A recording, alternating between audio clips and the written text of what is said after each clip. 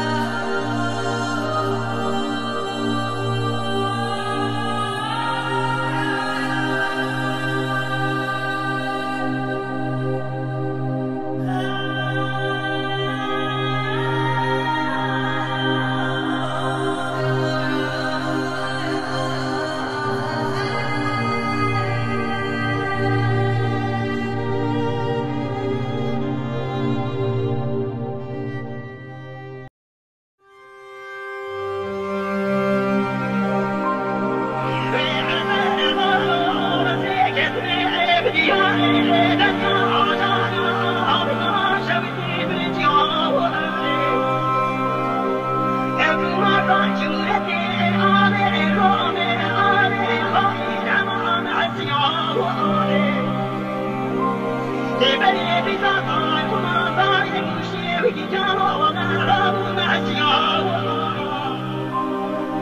better